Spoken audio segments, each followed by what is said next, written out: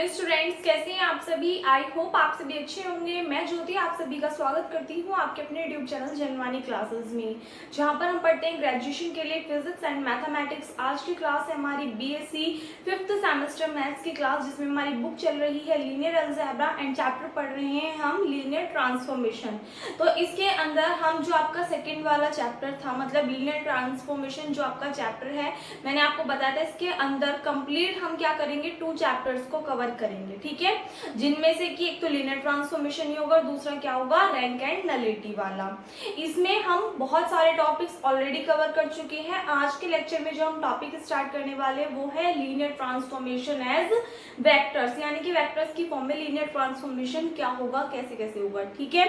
इस पे based questions भी हैं, थ्योरम्स भी हैं, सभी कुछ है। तो सबसे पहले हम कुछ डेफिनेशंस पढ़ेंगे, थ्योरम्स के स्टेटमेंट पढ़ेंगे, थ्योरम्स के प्रूफ पढ़ेंगे एंड उसके जस्ट बाद हम क्वेश्चंस करेंगे, ठीक है जी।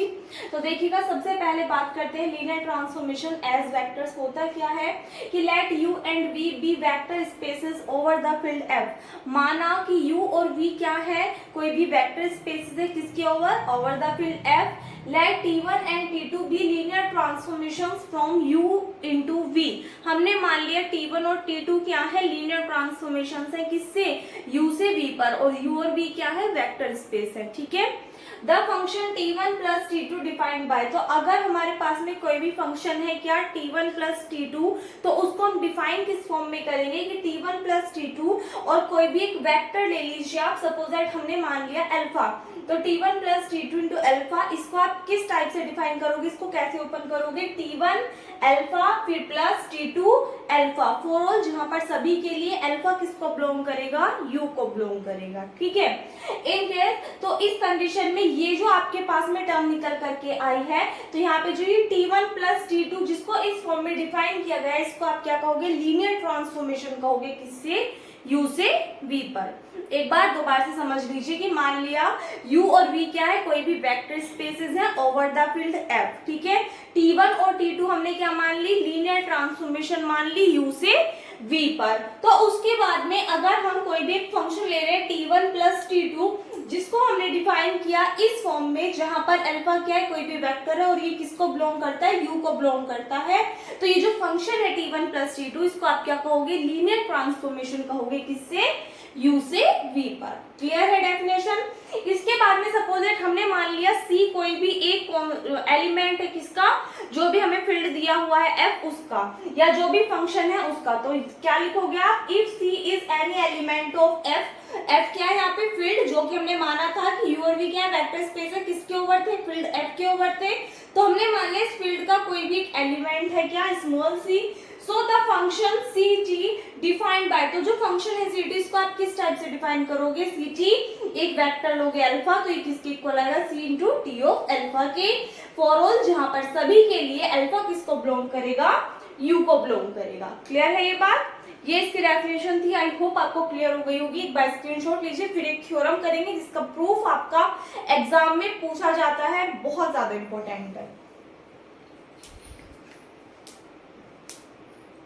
देखिए, इसके बाद में नेक्स्ट थ्योरम है प्रोडक्ट ऑफ लीनियर ट्रांसफॉर्मेशन। अभी जो मैंने आपको बताया वो मैंने आपको किसके लिए बताया था, एडिशन के लिए, यानी कि वो हमने पढ़ा था अलजेब्रा ऑफ लीनियर ट्रांसफॉर्मेशन, जिसमें अगर हमारे पास में कोई भी लीनियर ट्रांसफॉर्मेशन दी हुई है और उनका अगर हम सम ले रहे हैं, तो उसको आपको क्या दिखाना था कि उनका सम लेकर के जो भी फंक्शन बना, यानी कि सपोज t1 और t2 हमने 2 लीनियर ट्रांसफॉर्मेशन मानी थी, तो उन दोनों का जब हमने सम लिया, यानी कि t1 प्लस t2, तो ये जो फंक्शन बना, इसको लीनियर ट्रांसफॉर्मेशन हमने क्या करना था, शो करना था। तो उसको किस फॉर्म में डिफाइन किया था, उसकी अभी हमने डेफिनेशन पढ़ी, ठीक है। अब हम बात करेंगे किसकी, प्रोडक्ट ऑफ लीनियर ट्रांसफॉर्मेशन, यानी कि अगर आपको 2 लीनियर ट्रांसफॉर्मेशन दी हुई हो और उनका प्रोडक्ट अगर दिया हुआ हो, तो वो भी क्या होगा, लीनियर ट्रांसफॉर्मेशन होगा। इसको आप किस फॉर्म में डिफाइन करोगे, वो पढ़ेंगे। तो यहाँ पे लिखा हुआ है let u v and w be vector spaces over the field f, यानी कि मान लिया u v और w क्या है, वेक्टर स्पेसेस है, किसके over the field f। Let t be a linear transformation from u into v। ध्यान से सुनना, क्या कहा इन्होंने कि t क्या है, लीनियर ट्रांसफॉर्मेशन है, किससे, u से v पर, एंड तथा s A linear transformation from V into W, यानी कि T तो लीनियर ट्रांसफॉर्मेशन है U से V पर, और S एक अन्य लीनियर ट्रांसफॉर्मेशन है किससे, V से W पर। सो देन तब द कंपोजिट फंक्शन ST, तो उस कंडीशन में जो कंपोजिट फंक्शन होगा ST जो कि डिफाइन किया गया इस फॉर्म में, is a linear transformation from U into W, यानी कि ऐसे एक लीनियर ट्रांसफॉर्मेशन हो गई U से V पर, ठीक है। टी एक लीनियर ट्रांसफॉर्मेशन हो गई U से V पर, S एक अदर लीनियर ट्रांसफॉर्मेशन हो गई किससे, V से W पे। तो उस कंडीशन में जो कंपोजिट फंक्शन बना हमारा S और T, क्योंकि दोनों की दोनों क्या है, लीनियर ट्रांसफॉर्मेशन है, तो इनका जब हमने प्रोडक्ट किया तो क्या हो जाएगा, S into T यानी कि ST। तो ये जो ST है जिसको इस फॉर्म में डिफाइन किया गया है, ये क्या है, लीनियर ट्रांसफॉर्मेशन है किससे, V से W में। ये हमारी थ्योरम कहती है। अब देखो थ्योरम कह रही है तो 100% एक ऐसी बात होगी, ये ट्रू बात होगी, यानी कि बिल्कुल सत्य बात होगी, लेकिन इसको हमें क्या करना है, प्रूफ करना है। दीदी आपने पहले वाली तो कराई नहीं है, पहले वाली इसलिए नहीं कराई क्योंकि पहले वाली का प्रूफ आपका एग्जाम में नहीं आता, ठीक है। इस वाली का प्रूफ आपका एग्जाम में पूछा जाता है, और प्रीवियस ईयर में 2018 में भी आपका पूछा गया है, मेरठ में और शायद से एक और यूनिवर्सिटी उसमें भी आपका पूछा गया है, तो हो सकता है कि आपसे पूछ ले, इसलिए आपको कर लेना है। अब ज्यादा टफ नहीं है, इजी सा प्रूफ है इस थ्योरम का। देखो थ्योरम में जैसे जैसे कहा उसके अकॉर्डिंग ये आप मान लीजिए। आपसे क्या कहा है कि T लीनियर ट्रांसफॉर्मेशन है U से V पे, और S लीनियर ट्रांसफॉर्मेशन है किससे, V से W पे। तो आप क्या लिखोगे, सबसे पहले फर्स्ट लाइन आप यही लिखोगे कि late T be a linear transformation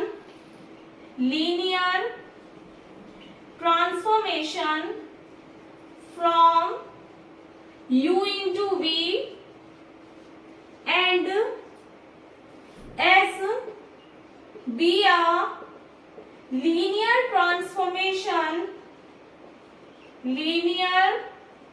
transformation from V into W, ठीक है जी। अब एक बात बताइए, अगर T लीनियर ट्रांसफॉर्मेशन है U से V पे, तो आपको उस कंडीशन में पता है कि एक वेक्टर एग्जिस्ट करता है क्या, अल्फा, क्योंकि हम क्या पढ़े, लीनियर ट्रांसफॉर्मेशन एज वेक्टर्स। तो हमें पता है कि अगर T लीनियर ट्रांसफॉर्मेशन है U से V पे, तो एक एलिमेंट अल्फा जो होता है ये किसको बिलोंग करता है, U को बिलोंग करता है। इम्प्लाइज दैट अगर हम इसके साथ में मतलब लीनियर ट्रांसफॉर्मेशन का फंक्शन लें जिसको हम रिप्रेजेंट करते हैं T ऑफ अल्फा से, ये हमारा किसको बिलोंग करेगा, V को बिलोंग करेगा। अगर अल्फा U को बिलोंग कर रहा है तो T ऑफ अल्फा किसको बिलोंग करता है, V को। पहली बार नहीं पढ़ रहे, कई बार बता चुकी है आपको, कई सारी डेफिनेशंस में यूज हुआ इस चैप्टर में, मोस्टली सभी में ये बात हमने कही है, ठीक है, कि अगर अल्फा बिलोंग कर रहा है U को तो T ऑफ अल्फा किसको बिलोंग करेगा, V को बिलोंग करेगा। सो फर्दर हम क्या कह सकते हैं कि अगर T ऑफ अल्फा हमारा बिलोंग कर रहा है किसको, V को, तो इस कंडीशन में अगर T ऑफ अल्फा हमारा बिलोंग कर रहा है V को, तो हम क्या कह सकते हैं कि एक अनदर लीनियर ट्रांसफॉर्मेशन अगर ले ले, अल्फा वेक्टर था इसके लिए हमने लीनियर ट्रांसफॉर्मेशन लिया T का, तो T ऑफ अल्फा किसको बिलोंग कर गया, V को। तो अगर T ऑफ अल्फा V को बिलोंग कर रहा है तो इस कंडीशन में हम क्या कह सकते हैं कि S T ऑफ अल्फा ये किसको बिलोंग कर जाएगा, हमारा W को बिलोंग कर जाएगा, ठीक है। क्यों, क्योंकि हमें जो हमने माना है या फिर जो हमें थ्योरम में दिया हुआ है उसके अकॉर्डिंग हम इसको लिख रहे हैं कि SV हमारी कोई लीनियर ट्रांसफॉर्मेशन है V से W पे। तो अगर ये इसको बिलोंग कर रहा है तो T ऑफ अल्फा V को करेगा, और अगर ये V को कर रहा है तो ये टर्म हमारी किसको बिलोंग करेगी, W को बिलोंग करेगी।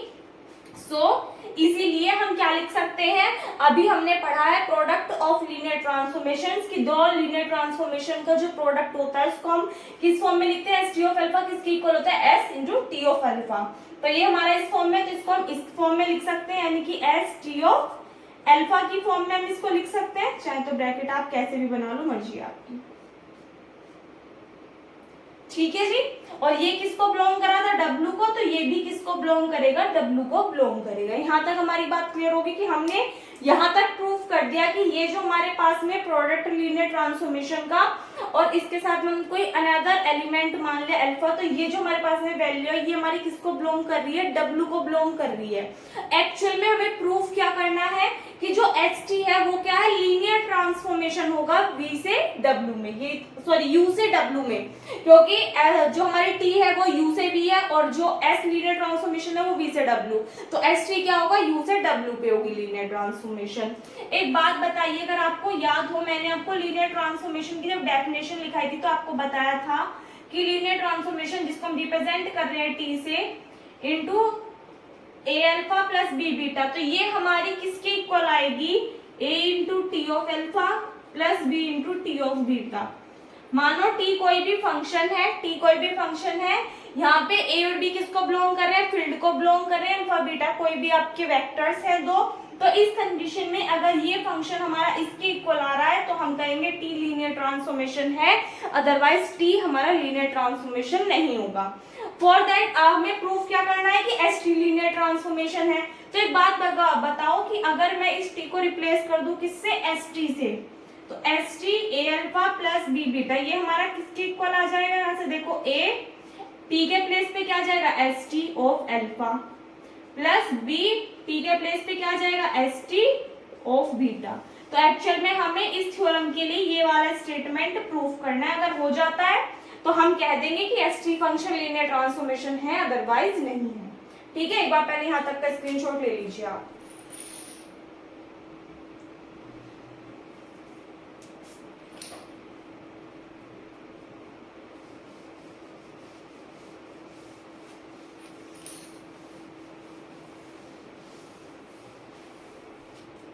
तो यहां से आप लिखोगे now we shall show that, हम क्या शो करेंगे कि ST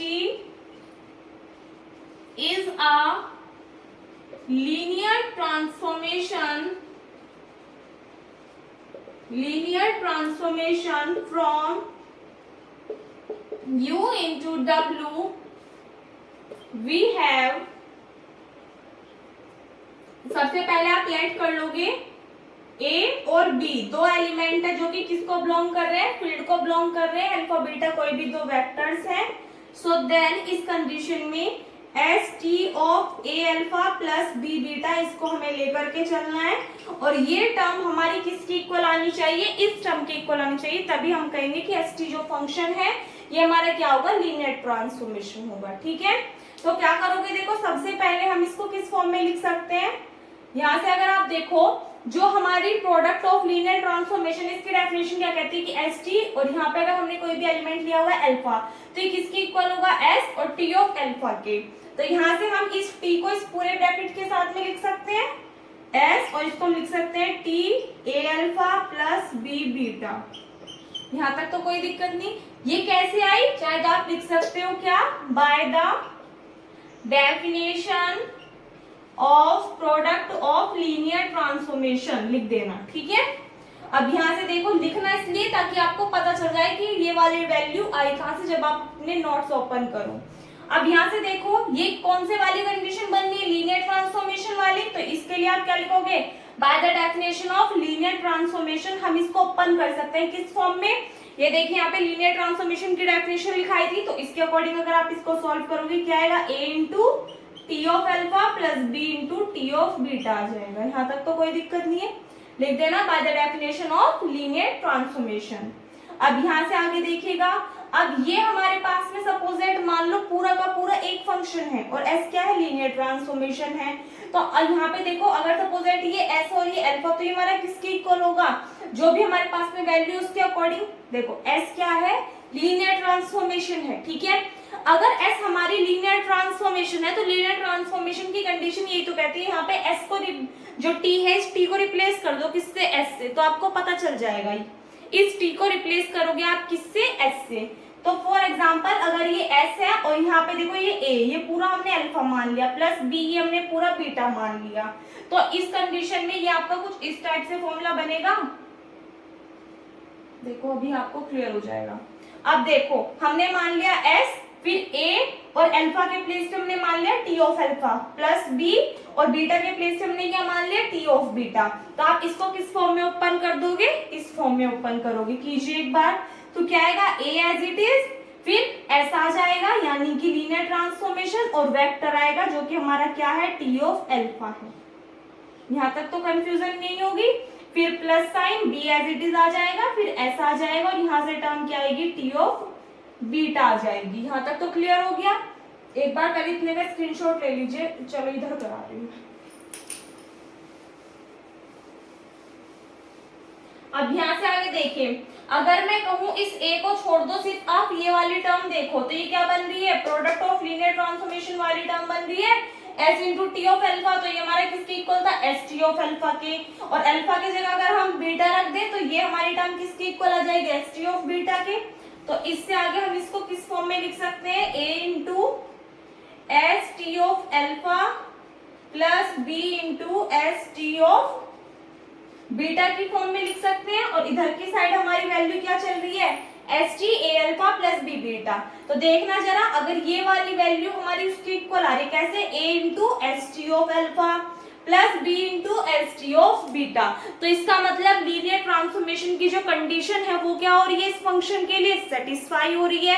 तो अगर कंडीशन सेटिस्फाई हो रही है तो हम क्या कह सकते हैं कि एस टी क्या है, लीनियर ट्रांसफॉर्मेशन है यू से डब्ल्यू पे, और यही हमें क्या करना था, प्रूफ करना था। तो आप क्या लिखोगे, hence S T is a linear transformation, is a linear transformation from u into w। ठीक है, आई होप आपको क्लियर हो गया होगा। कहीं पे कोई भी डाउट है तो आप पूछ सकते हैं, स्क्रीनशॉट ले लीजिए इसका। इसके बाद में नेक्स्ट थ्योरम है जिसका सिर्फ स्टेटमेंट आपको याद रखना है, प्रूफ नहीं याद रखने की जरूरत। अगर आप करना भी चाहते हो इसका प्रूफ तो भी आप बुक से कर लेना, ज्यादा टफ नहीं है, इतना सा है बस, इससे ज्यादा नहीं है। ठीक है, थ्योरम कह रही है कि let B F be a vector space, B F क्या है, कोई भी एक वेक्टर स्पेस है, and A B C be linear transformation on B, और ए बी और सी क्या है, लीनियर ट्रांसफॉर्मेशन से किस पे, वी पे। सो देन उस कंडीशन में फर्स्ट है a इंटू जीरो वैक्टर किसके इक्वल होगा, जीरो वैक्टर के, और ये टर्म को हम किस फॉर्म में लिख सकते हैं, जीरो वैक्टर इंटू a की फॉर्म में। ठीक है, यानी कि जैसे हमने लेफ्ट आइडेंटिटी और राइट आइडेंटिटी वाली कंडीशन थी ना हमारी, जब ग्रुप प्रूफ करते थे किसी भी सेट को तो इसी टाइप से करते थे, तो वही वाली कंडीशन आप मान करके चल सकते हो, जिससे कि आपको याद रही है वाला स्टेटमेंट कि अगर बी एफ क्या है, कोई भी एक वेक्टर स्पेस है, एबीसी क्या है, कोई भी लीनियर ट्रांसफॉर्मेशन है वी पर, तो उस कंडीशन में जीरो वेक्टर और जीरो ए वेक्टर किसके इक्वल होगा, जीरो वेक्टर के। ए आई इज इक्वल्स टू ए होगा, आई ए भी किसके इक्वल होगा, ए के इक्वल होगा। आई यहाँ पे किसको डिनोट करता है, आइडेंटिटी एलिमेंट को, और आइडेंटिटी एलिमेंट क्या होता है, वो एलिमेंट जिसकी मल्टीप्लाई किसी भी टर्म में करने पे आपको वही टर्म मिले। ठीक है, यानी कि अगर आप 2 की मल्टीप्लाई आइडेंटिटी एलिमेंट में कर रहे हो तो आपको 2 ही मिलना चाहिए। तो 2 के लिए किस में मल्टीप्लाई करोगे आप, 2 की जो आपको 2 मिले आपको दी 1 में, तो आइडेंटिटी एलिमेंट क्या हो गया, 1 हो गया। इस तरीके से थर्ड है a इंटू बी सी किसके इक्वल होगा, ए बी इंटू सी के। a इंटू बी प्लस सी किसके इक्वल होगा, ए बी प्लस ए सी के। a प्लस बी इंटू सी किसके इक्वल होगा, ए सी प्लस बी सी के इक्वल होगा। c इंटू ए बी किसके इक्वल होगा, c इंटू ए इंटू बी। उसके बाद में ये टर्म हम किस फॉर्म में भी लिख सकते हैं, a इंटू सी बी की फॉर्म में। यानी कि देखो एक बार तो आप c और a मतलब c के साथ में a को लोगे और b को बाहर रहने दोगे, एक बार आप a को बाहर ले लोगे और c को b के साथ में लोगे। ठीक है, जहां पर c क्या है, कोई भी एलिमेंट है f का, where c is any element of f। तो ये थ्योरम आपको ध्यान रखनी है, हो सकता है क्वेश्चन में इसके किसी भी एक स्टेप का यूज हो जाए। ठीक है, एक बार नोट कीजिए इसको। देखिए इसके बाद में इसी में नेक्स्ट टॉपिक है ring of linear operators on a vector space. इस वाले टॉपिक का ज्यादा यूज नहीं है इस चैप्टर में, बट बीच में आया तो मैंने सोचा आपको बता दूं, क्योंकि इस टॉपिक का इसमें यूज हो ना हो। लेकिन आपकी जो सेकंड बुक चल रही है ग्रुप एंड रिंग थ्योरी, उसमें आज आपका न्यू चैप्टर स्टार्ट होगा, या फिर आप कह सकते हो न्यू यूनिट स्टार्ट होगी, क्योंकि 4 यूनिट है, 4 ही चैप्टर है, ठीक है। एक यूनिट के अंदर एक चैप्टर है, तो फर्स्ट तो आपकी कंप्लीट हो चुकी, सेकंड आज स्टार्ट होगी। तो उसके अंदर जो टॉपिक आएगा उसमें रिंग का कई बार यूज होगा। रिंग चैप्टर आपने कहाँ पढ़ा है, जो आपकी अलजेब्रा वाली बुक थी बीएससी थर्ड सेमेस्टर में, वहां पे लास्ट में था ना रिंग्स वाला चैप्टर, तो उसी से रिलेटेड है ये आपका कुछ। तो कोई भी सेट है नॉन एम्प्टी सेट होना चाहिए, उसको रिंग होने के लिए कुछ कंडीशंस होती हैं जो सेटिस्फाई करनी होती है। अब आपको पता है कौन कौन सी कंडीशन होती है, closure property, associative property, existence of identity, existence of inverse, और आपकी कॉम्यूटेटिव प्रॉपर्टी। किस केस में, अगर आपका एडिशन है, यानी कि जो भी बाइनरी ऑपरेशन दिया हुआ है अगर वो एडिशन है तो एडिशन के लिए, और अगर सब वो दिया हुआ है मल्टीप्लिकेशन तो मल्टीप्लिकेशन के लिए। तो अगर ये सभी कंडीशन सेटिस्फाई हो रही है तो उस कंडीशन में हम क्या कहेंगे, आर क्या है हमारा, रिंग है, अदरवाइज नहीं है, ठीक है। तो ये बात यहाँ पे आपके सामने लिखी हुई है, जिसको देख करके आप एक बार को डर गए होंगे कि पता नहीं क्या लिख दिया। तो देखो एक बार डिफाइन कर देती हूँ मैं आपको कि a non empty set R, यानी कि एक non empty set, non empty का मतलब क्या है कि वो खाली नहीं होना चाहिए, इसके अंदर कोई ना कोई एलिमेंट एग्जिस्ट करना चाहिए, विद 2 बाइनरी ऑपरेशंस। एक नॉन एम्प्टी सेट है आर जिसके अंदर क्या है, कोई भी 2 बाइनरी ऑपरेशंस है। कौन कौन से, to be denoted additively and मल्टीप्लिकेटिवली। तो यानी कि कोई भी एक सेट है आर और वो कैसा है, नॉन एम्प्टी सेट है, उसके अंदर 2 बाइनरी ऑपरेशन है, एडिशन और मल्टीप्लिकेशन, तो उसको क्या कहेंगे, रिंग कहेंगे, is called a ring if the following postulates are satisfied. किस कंडीशन में रिंग बोलेंगे उस सेट को हम, जब ये लिखे हुए आर पोस्टुलेट्स हमारे क्या हो जाएंगे, सेटिस्फाई हो जाएंगे। कौन कौन से, अगर हम एडिशन ले रहे हैं तो मतलब देखो, अगर सेट में सिर्फ आपको जो बाइनरी ऑपरेशन दिया हुआ है, एडिशन दिया हुआ है तो एडिशन वाली कंडीशंस लगाओगे, मल्टीप्लिकेशन दिया है तो मल्टीप्लिकेशन वाली। लेकिन अगर कोई भी सेट दिया उसके अंदर 2 बाइनरी ऑपरेशन दिए हुए होंगे तो उसको आप रिंग कब बोलोगे, जब ये आर2 की आर2 प्रॉपर्टीज सेटिस्फाई होंगी दोनों बाइनरी ऑपरेशंस के लिए। First R is closed with respect to addition, means यहाँ पे क्या हो रही है, आपकी क्लोजर प्रॉपर्टी सेटिस्फाई हो रही है कि अगर ए प्लस, मान लो कोई भी 2 एलिमेंट है ए और बी, जो कि किसको बिलोंग कर रहे हैं, आर को बिलोंग कर रहे हैं, तो उस कंडीशन में उनका जो सम है ए प्लस बी वो भी किसको बिलोंग करेगा, आर को बिलोंग करेगा। यानी कि फॉर एग्जाम्पल आर क्या मान लिया हमने, रियल नंबर्स का सेट मान लिया, ठीक है, और हमने कहा इसके अंदर एलिमेंट्स है 1 2 3 4 5 कुछ भी मान लिया, ठीक है। मान लो हमने एक आधी टर्म माइनस की भी ले ली, इधर की साइड भी ऐसे इंक्रीज होंगे, इधर की साइड भी इंक्रीज होंगे, इसके अंदर पॉजिटिव निगेटिव सभी टाइप्स के टर्म्स क्या करेंगे, एग्जिस्ट करेंगी।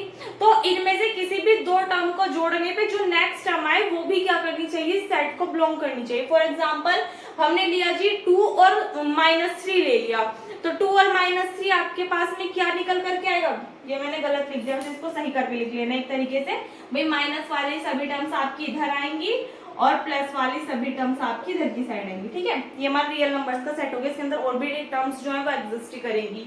तो इनमें से आप कोई भी 2 एलिमेंट ले रहे हो, उनका सम कर रहे हो, तो वो क्या आना चाहिए, एक रियल नंबर ही आना चाहिए। फॉर एग्जाम्पल 2 3 को ऐड करोगे तो 5 आएगा, वो भी रियल नंबर है।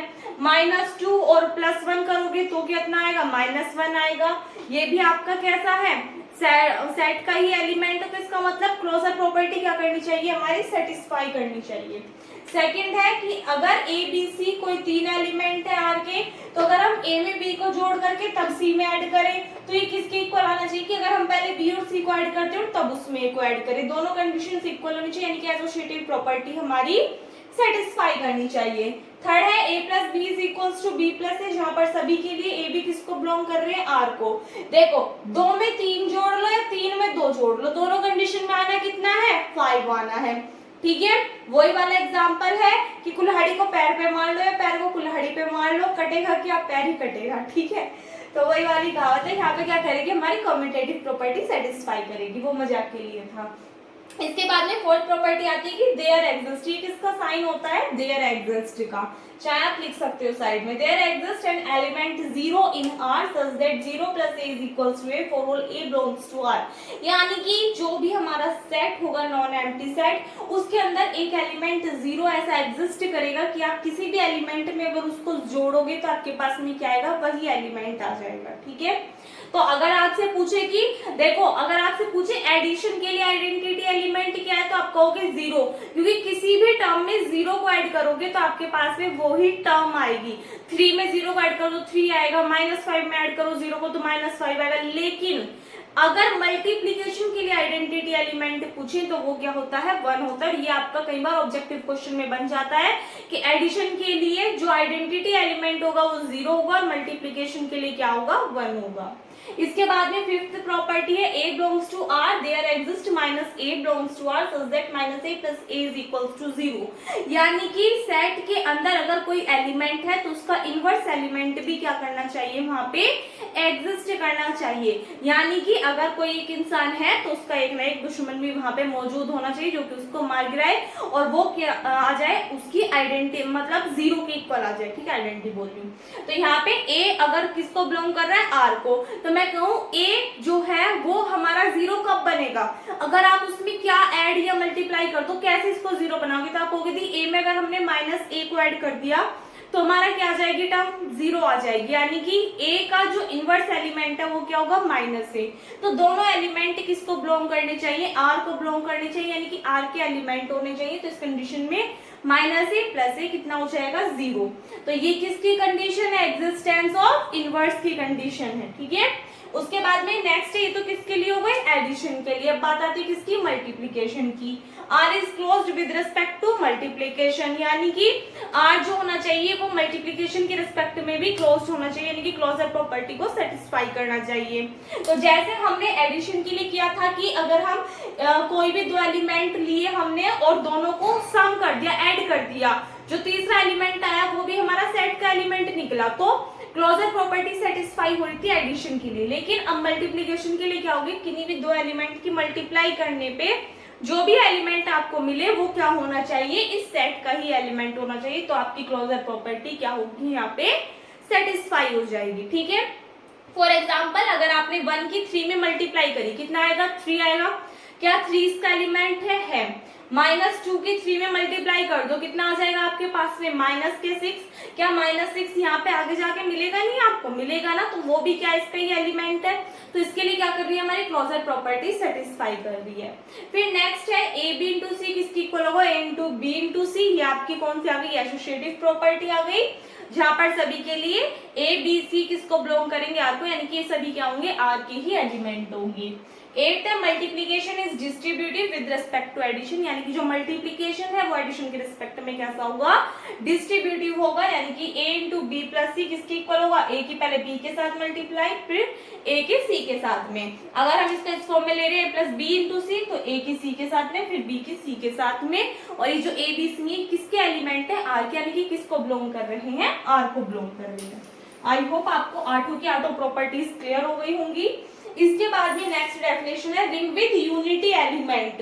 तो यानी कि यूनिटी एलिमेंट के साथ में जो रिंग बनती है उसके लिए क्या कंडीशन होगी, क्या कैसे डिफाइन करोगे कि if in a ring R there exist an element 1 belongs to R such that, यानी कि किसी रिंग R में वहां पे कोई भी एलिमेंट 1 एग्जिस्ट करेगा, जो किसको बिलोंग करेगा, रियल नंबर को। किस कंडीशन में कि अगर आप 1 की a में मल्टीप्लाई करते हो तो भी आएगा, और 1 की a में करोगे तो भी, 1 की a में मल्टीप्लाई करोगे तो भी, a की 1 में करोगे तो भी क्या आएगा, a ही आएगा। जहां पर a किसको बिलोंग करेगा, R को, यानी कि a कोई भी एक एलिमेंट है किसका, R का। तो आपको पता ही है कि किसी भी एलिमेंट की मल्टीप्लाई अगर आप 1 में करते हो तो आपको वो ही एलिमेंट मिल जाता है। ठीक है, तो अगर ये कंडीशन सेटिस्फाई हो रही है तो हम क्या कहेंगे कि R is called a ring with unity element, यानी कि R क्या होगा, रिंग होगा यूनिटी एलिमेंट के साथ में। सो आई होप आपको सभी कुछ अच्छे से क्लियर हो गया होगा। एक बार इसका स्क्रीनशॉट ले लीजिए।